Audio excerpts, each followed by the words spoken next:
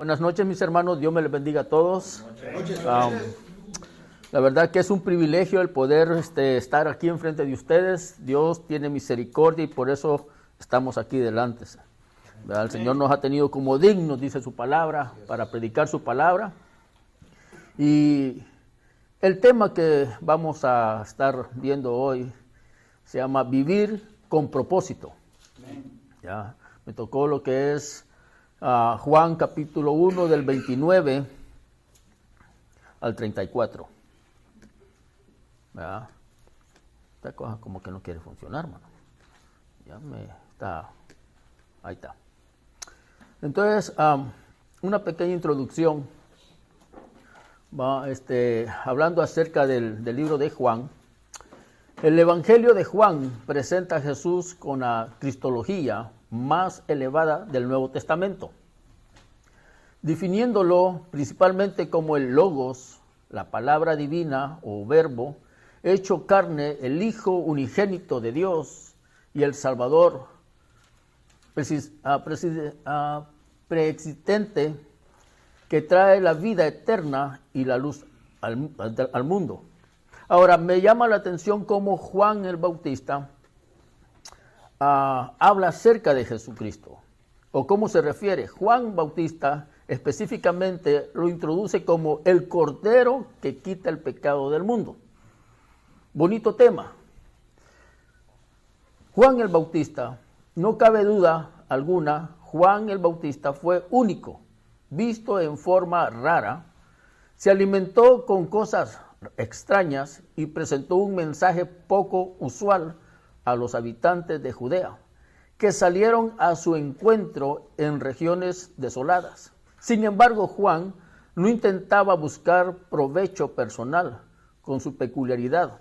En cambio, se propuso obedecer. Sabía que tenía un papel específico que cumplir en el mundo, anunciar la venida del Salvador, y puso todas sus energías para cumplir esta tarea. Lucas nos dice que Juan estuvo en el desierto cuando recibió la palabra de Dios. Juan estaba listo y esperaba el ángel que anunció su nacimiento a Zacarías. Dejó en claro que este niño sería nazareo, uno apartado para el servicio de Dios. Juan se mantuvo fiel a esa descripción. Hermoso como Juan el Bautista, desde muy chico, por decirlo así, desde que estaba en el vientre de su mamá, él le llevaba más o menos como 6 meses a Jesucristo. Pero Juan nunca había visto a Jesús. Él escuchó de Jesucristo, pero él nunca lo había visto. Lo vamos a leer aquí en la palabra. Dice así, en el capítulo 1, versículo 29, dice, el siguiente día, Juan vio que Jesús venía hacia él y dijo, este es el Cordero de Dios que quita el pecado del mundo. Ahora bien, cuando le llama el Cordero de Dios, acordémonos que en el Antiguo Testamento, en Éxodo, ya, se hacían 2 sacrificios, uno en la mañana, que mataban un cordero en la mañana, y uno por la tarde. ¿Ya? Cuando Juan habla acerca de que este es el Cordero de Dios, está diciendo, este va a ser sacrificado. ¿Ya? O sea, está anunciando, está por decir, profetizando que Jesucristo era el que iba a ser sacrificado. El pueblo de Israel sabía a qué se refería Juan cuando hablaba, este es el Cordero de Dios, porque conocían de la ley, sabían de que los corderos se usaban para un sacrificio. Juan estaba hablando acerca de este sacrificio. En Éxodo 29, 38 y 39 dice así, esto es lo que debes ofrecer sobre el altar diariamente sin falta, 2 corderos, uno de 1 año, dice. El 39 dice así, uno de los corderos lo ofrecerás por la mañana y el otro cordero lo ofrecerás a la caída de la tarde. También Isaías habló acerca de cómo iba a ser el sufrimiento de Jesucristo. Dice en Isaías capítulo 53, versículo 7, dice así: se verá angustiado y afligido, pero jamás emitirá una queja. Será llevado al matadero como un cordero y como oveja delante de sus trasquiladores. Se callará y no abrirá su boca. Isaías describiendo la forma en cómo Jesucristo iba a ser sacrificado, pero sin emitir ninguna palabra. O sea, no iba a defenderse. Por eso es que Jesucristo dijo: yo pongo mi vida y yo la quito. ¿Verdad? Porque él sabía de que si le hacían un juicio a Jesucristo, Jesucristo no moría. Por eso él puso su vida. ¿Ya? Isaías profetizó que el Mesías, el siervo de Dios, sería ofrecido como un cordero para pagar la culpa por el pecado. Tenía que entregarse una vida, y Dios quiso darse a sí mismo en sacrificio. Los pecados del mundo fueron quitados cuando Jesús murió como el sacrificio perfecto. Y nosotros sabemos, porque ha llegado nuestra vida, nosotros recibimos ese sacrificio en la cruz. Cada uno de nosotros, lo dije una vez hace mucho tiempo, cada uno de nosotros somos un testimonio vivo del poder de Jesucristo. Porque si usted quiere saber qué milagro Dios ha hecho en su vida, solo mírese al espejo y se verá que es un hombre renovado, un hombre nuevo, con una identificación distinta. Jesucristo hizo un gran sacrificio en la cruz. Juan el Bautista lo vio así. Juan dijo: este es el Cordero de Dios que quita el pecado del mundo. En el versículo 30 dice así: es el quien yo dije, después de mí viene un varón, el cual es antes de mí, porque era primero que yo. Y el 31 dice así: yo no lo conocía, pero vine bautizando con agua para que él fuera manifestado a Israel. En 1 Corintios capítulo 5 y 7 dice así: límpiense de la vieja levadura para que sean una nueva masa, sin levadura como en realidad lo son. Nuestra Pascua, que es Cristo, ya ha sido sacrificada por nosotros. Ahora bien, cuando Juan está hablando acerca del Cordero, ¿ya?, y dice que él no lo conocía, es porque él, aunque desde muy pequeño, Zacarías tuvo el mandato de Dios de que ese niño tenía que ser nazareo, o sea, especialmente apartado de lo que es la corrupción en ese tiempo, apartado del pecado. O sea, imagínense, ustedes son padres de familia, ¿ya? Y apartar a su hijo desde muy temprana edad quiere decir que usted tendría que ser un hombre derecho delante de los caminos de Dios para poder apartar a su hijo en su crecimiento. Por eso es que el tema es vivir con un propósito, porque Juan vivía en ese propósito.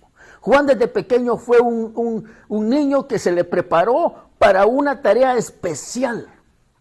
Y esa tarea especial lo llevó a presentar.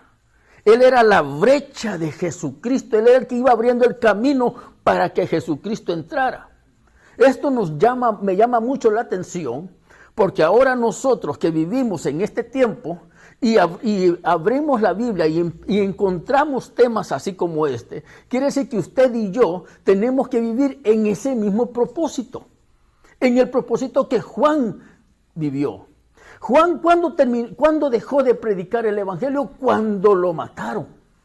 Entonces, ¿hasta cuándo nosotros vamos a parar de nuestro propósito? Hasta que la muerte nos lleve.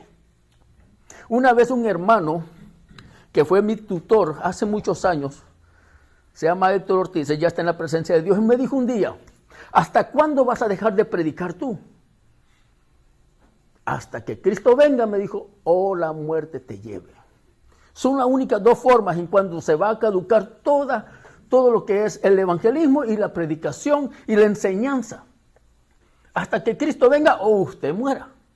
Entonces, ¿qué nos está dando a entender este tema a nosotros?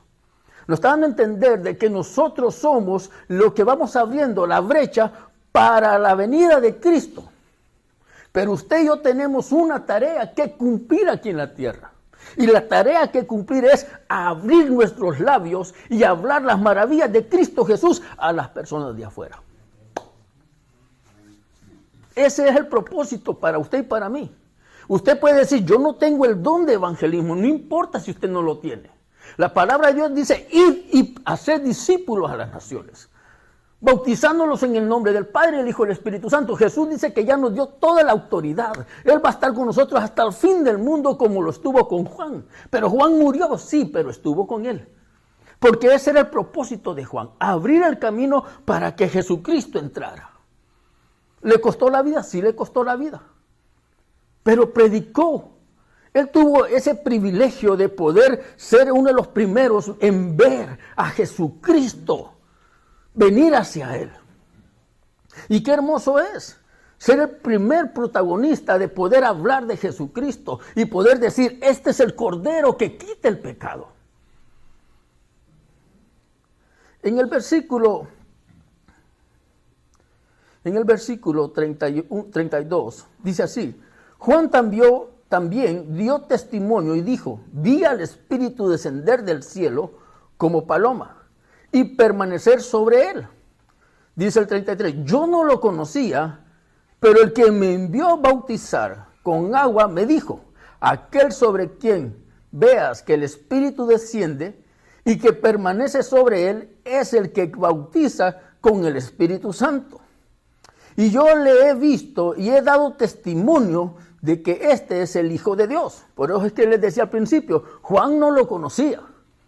Pero yo me imagino a Juan que cada vez que él hablaba acerca del arrepentimiento y venían muchos hombres, él esperaba ver quién era el Mesías.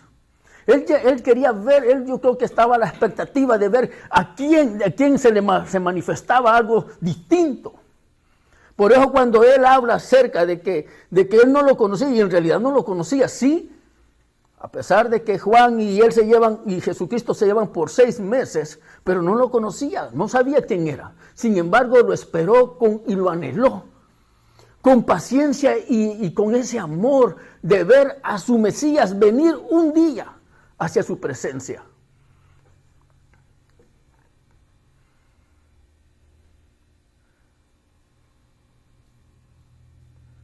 Juan también hizo lo que hacía él, es guiar a la gente hacia Jesucristo. En el bautismo de Jesús, Juan el Bautista lo declaró como el Mesías. En ese momento Dios le dio una señal a Juan de que en verdad él había enviado a Jesús. Juan y Jesús eran parientes. Eso lo describe Lucas capítulo 1, versículo 36. Si a usted le gusta buscarlo en su casa y leerlo y meditar en eso, pues está bien. De modo dice que Juan sabía quién era, pero no fue sino hasta su bautismo que Juan comprendió que Jesús era el Mesías. El bautismo de Jesús se revela en Mateo, en Marcos y en Lucas. Y en esos 4 evangelios se habla acerca, y siempre se va a hablar, de Juan el Bautista. Fíjate qué importante es cuando obedecemos a Dios, el mandato que Dios da.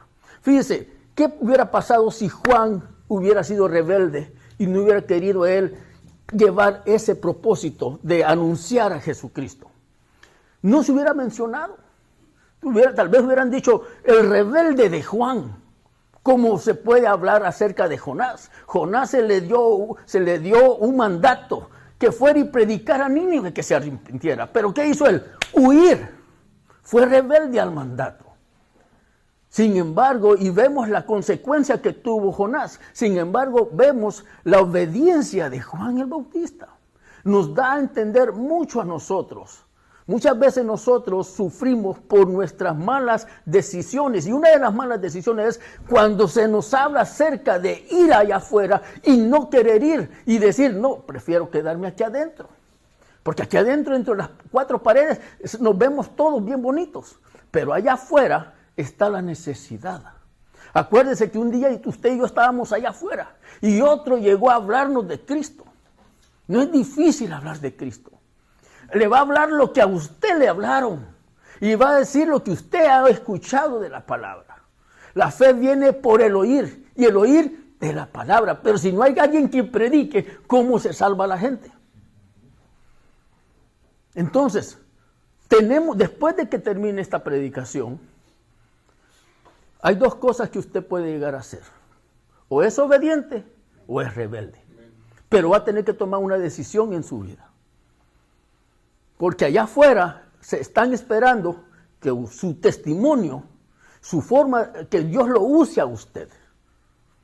Porque tenemos que abarcar más todavía. Tal vez por los momentos en que estamos pasando, que es un poco difícil encontrar ahora hispanos porque se esconden, y con toda razón, ¿ya? Pero no solamente afuera, donde usted trabaja, por donde usted vive.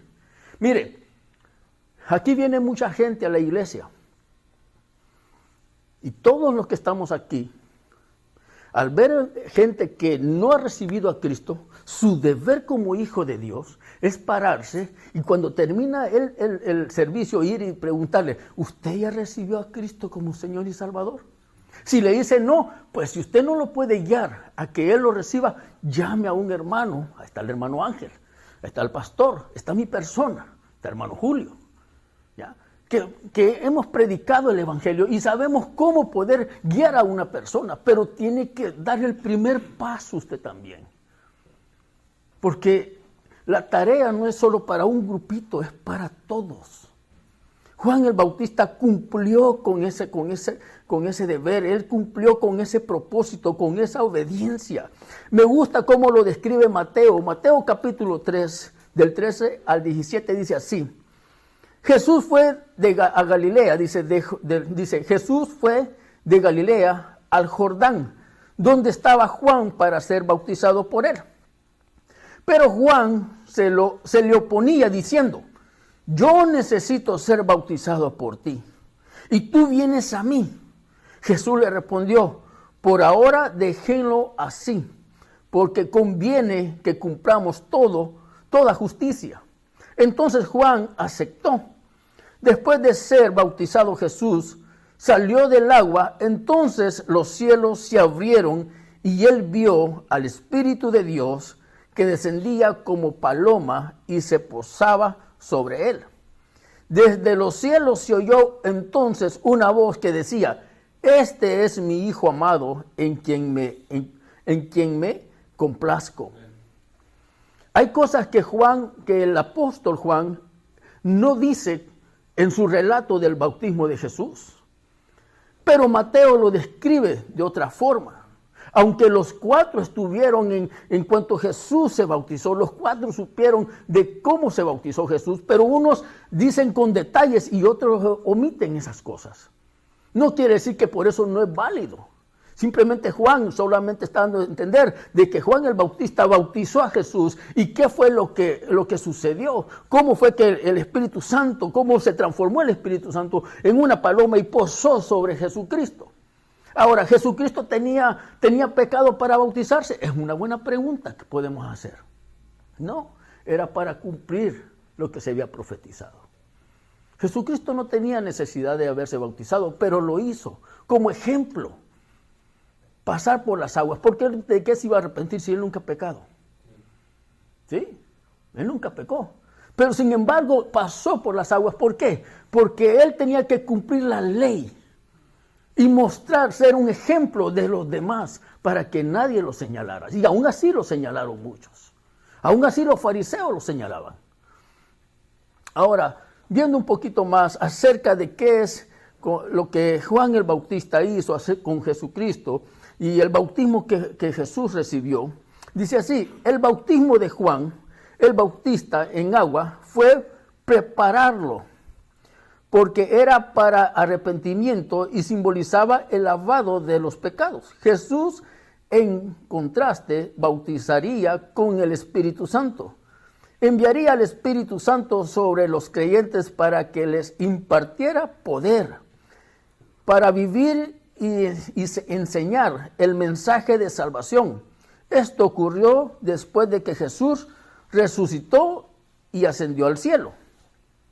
Ahora, qué importante es saber de que ese poder del Espíritu Santo, efectuado en una persona, cambia a la persona. Mire, usted y yo tenemos el poder, ese mismo poder, tenemos al Espíritu Santo. El mismo que levantó a Jesús entre los muertos, dice la palabra. ¿Para qué tenemos al Espíritu Santo? No solamente para redarguirnos de que somos pecadores o para que nosotros vengamos al arrepentimiento todos los días y le pidamos perdón a Dios. No, lo tenemos por algo más. ¿Qué fue lo que hizo el Espíritu Santo cuando descendió sobre los apóstoles? Se lo voy a leer. En Hechos capítulo 2, 22 al 24 dice así. Este es Pedro, después de que el Espíritu Santo cayera sobre ellos. Dice Pedro, se levanta y dice, varones israelitas, escuchen mis palabras. Jesús Nazareno, que fue el varón que Dios aprobó entre ustedes por las maravillas y prodigios y señales que hizo por medio de él, como ustedes mismos lo saben. Fue entregado en forma de plan destinado y el conocimiento anticipado de Dios, y ustedes lo aprendieron y lo mataron por medio de hombres inicuos, crucificándolo. Pero Dios le levantó liberándolo de los lazos de la muerte, porque era imposible que la muerte lo venciera. Ahora, ¿qué estaba haciendo Pedro ahí? Pedro estaba predicando las buenas nuevas del Evangelio. Pedro estaba predicando acerca de ese cordero que fue sacrificado, que en la cruz murió y resucitó. Ahora, el Espíritu Santo, cuando descendió y se posó sobre cada hermano, sobre cada apóstol, fue para algo específico, no solamente por hablar en lenguas o solamente para que ellos vieran los demás que el Espíritu Santo los había tomado. Fue para algo, para un propósito. Juan tuvo ese propósito. Jesús tenía un propósito, era morir. Juan anunciar a Jesucristo. Jesucristo morir y resucitar. ¿Cuál era el propósito de los demás apóstoles? Predicar el Evangelio de salvación. ¿Cuál es el propósito que nosotros tenemos que vivir? Lo mismo que los apóstoles. Predicar el Evangelio. Mira, hermano, Pablo, el apóstol Pablo, dice en 2 Corintios, capítulo 5, del 17 al 19, dice así. Y muchos lo sabemos. De modo que si alguno está en Cristo, ya es una nueva creación. Otras han quedado, las cosas viejas han quedado, bueno, las cosas viejas ahora ya son todas nuevas. Dice el 18, y el 18 y el 19 son los más importantes. Dice.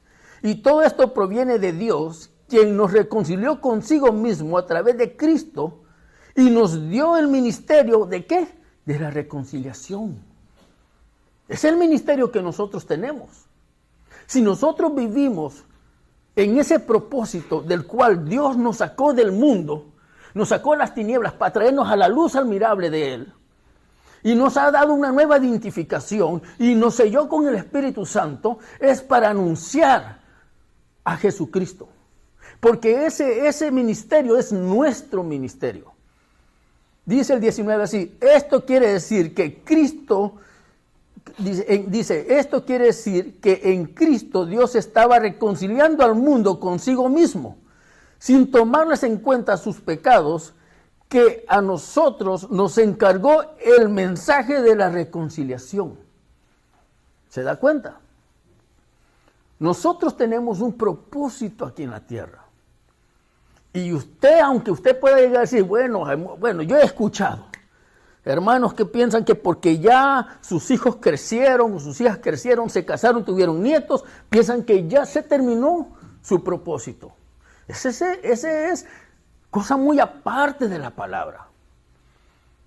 Usted y yo no hemos terminado. Cristo no ha terminado con nosotros. Cristo está formando a cada uno de ustedes Los está formando como evangelistas. Por eso le dije al principio, tenga el don o no lo tenga de evangelismo, usted y yo tenemos que hablarle a la gente acerca de Jesucristo que resucitó entre los muertos y que tenemos vida eterna en Él. Que somos nosotros la luz del mundo, la sal que le da el sabor a esta tierra. Pero si usted se queda callado, entonces aténgase a las consecuencias. Porque si Cristo le está hablando hoy, es por algo. Cristo viene. Muchos están hablando de que Cristo muy pronto viene. Se están viendo las señales. ¿Y nosotros qué estamos haciendo? ¿Qué está haciendo la iglesia? Estamos callados. Lastimosamente. Porque usted es iglesia. Yo soy una iglesia. Tenemos que hablar del evangelio. Ese es el propósito, viviendo en un propósito. Juan se preparó para vivir en ese propósito.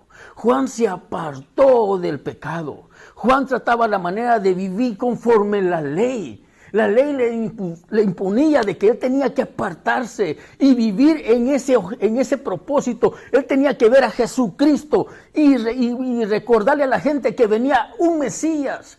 Acuérdese, de Malaquías a Mateo son 400 años que no se había oído nada. Nada, no se había oído ni una profecía ni nada. Y Juan llegó hablando acerca de que prepararan el camino. ¿Por qué? Porque él hablaba que prepararan el camino. Siempre se hablaba de eso cuando un rey venía, preparar el camino para el rey. Jesucristo es el rey que llegó a la tierra. ¿Para qué? Para salvar.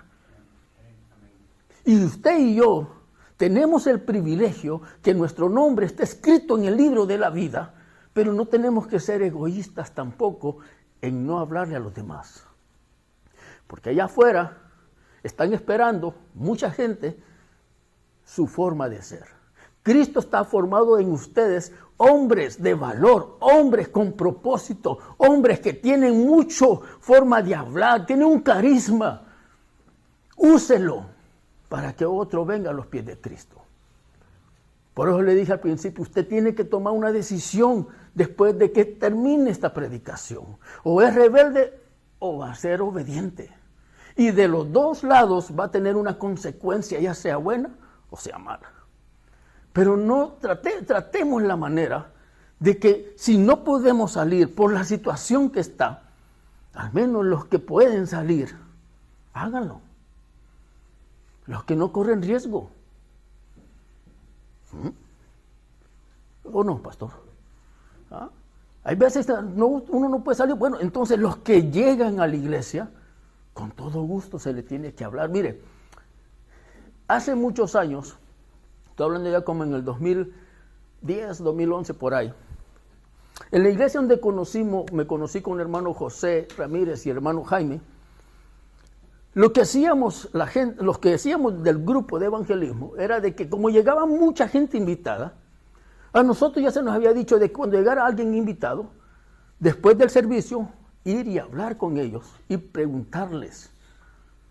Porque muchos llegan y aplauden como que fueran hijos de Dios, pero no lo son.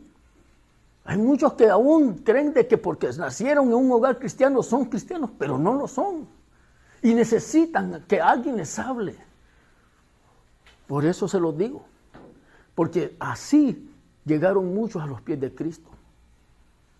Cuando alguien le decía, hey, si no me hubieras hablado, ni en cuenta. Mire, le estaba comentando al pastor, al hermano Ángel también se lo comenté, le hablé por teléfono. Tenía rato de no tener ese gozo, de hablarle a alguien y venir a los pies de Cristo. Tenía rato de no, yo le hablaba a la gente, pero la gente no, nada. Pero el mensaje era difundido. La gente le puede decir no, mañana, tal vez otro día, pero su deber es hablarles. Si ellos no quieren, usted ya libró su sangre de ellos. El día de mañana que estén delante de Cristo, Cristo les va a decir, hermano te habló, en tal lugar te hablaron de mí y no quisiste. Usted salió de su compromiso. Pero si esa persona muere y usted le pudo hablar de Cristo, y no le habló, esa sangre cae sobre nosotros. Eso es lo triste. Porque el ser cristiano lleva una responsabilidad. El ser hijo de Dios lleva una responsabilidad grande, un peso grande, la sangre de otra persona. Eso no es cualquier cosa. Porque ¿cuánto valemos nosotros para Cristo? Dice que cuando un pecador se arrepiente hay fiesta en los cielos. Entonces hagamos que haya fiesta seguido en los cielos. Si Dios lo ha puesto en una compañía donde la mayoría son hispanos, pues ese es. Dijo Jesucristo a los apóstoles cuando estaban con aquella mujer de Samaria. Ustedes dicen que falta mucho para la siega. Pues yo ya veo los campos. Están listos los campos. ¿Qué les estaba diciendo? Que fueran a hablarle a los samaritanos. Porque en Jesucristo no importa de qué país sea usted. Jesucristo lo que va viendo es que es un alma por la cual Él murió en la cruz. Juan entendió ese propósito en su vida. Jehová le habló, o Dios le habló a Juan y le dijo cómo iba a ser santo y seña para que él supiera quién era el Mesías. Y lo anunció y guió a los que estaban a su alrededor, guió y diciéndole, este es el que quita el pecado, este es el que bautiza con el Espíritu Santo. ¿Qué dice más adelante Juan? Dice, es mejor que yo mengüe y que él crezca. Nosotros cuando hablamos de Cristo no somos nosotros en realidad.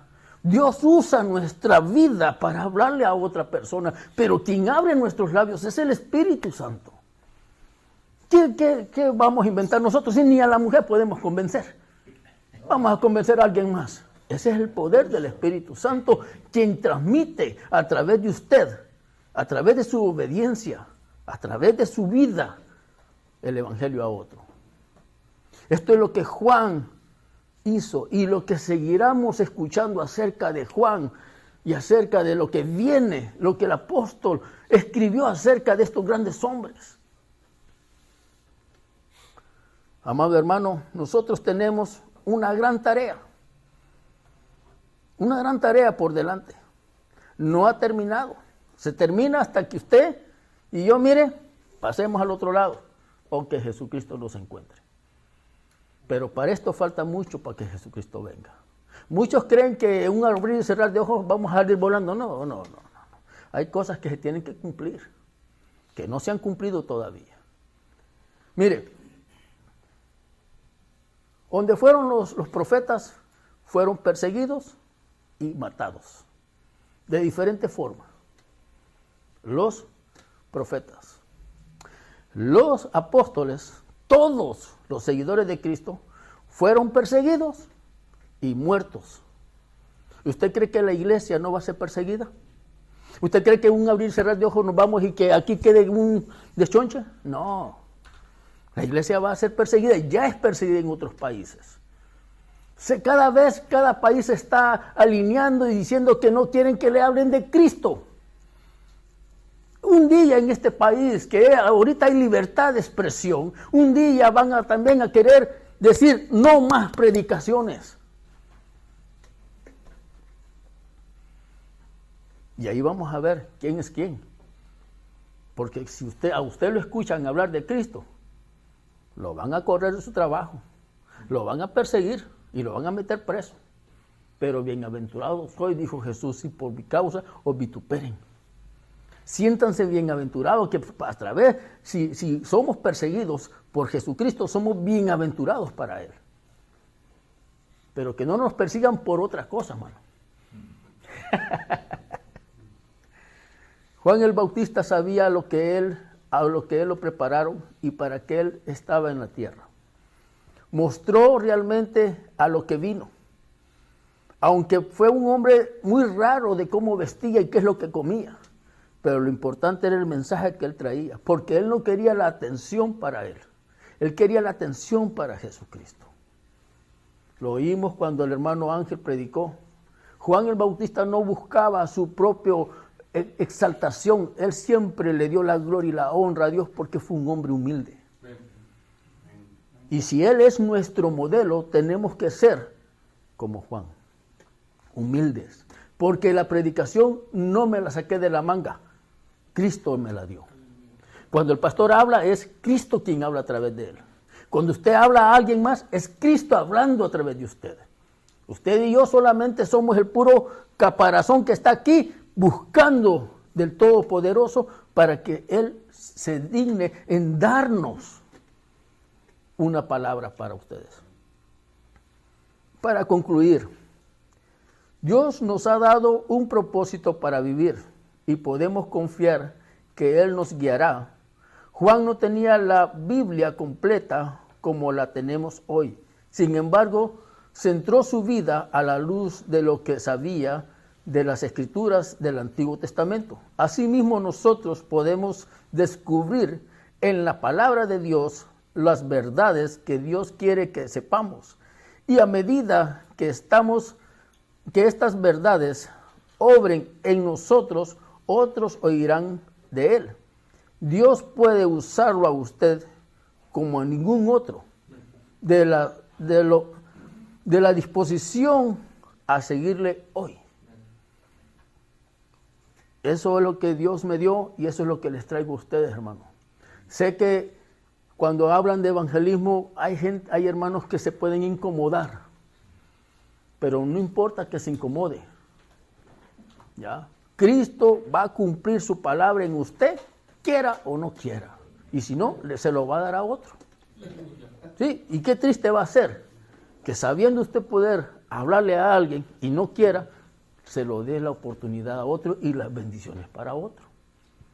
Por eso, mi amado hermano, usted y yo tenemos un enorme camino largo que seguir, siempre y cuando hablemos de Jesucristo, porque Él es el que le dio la vida eterna a usted y me la dio a mí. No fue en vano la muerte de Cristo, no, jamás va a ser en vano. Porque Él por algo, Él cuando murió en la cruz, Él estaba viendo a todos aquellos que venían por medio de los apóstoles. Y oró aún, no solo por los apóstoles, sino por los que iban a creer en los apóstoles. Y oró por nosotros y los que van a creer a través de su palabra. Vamos a orar, hermanos. ¿O va a orar usted primero? Solo para terminar la predicación. Señor mi Dios, te damos gracias, Padre, por tu palabra, Señor.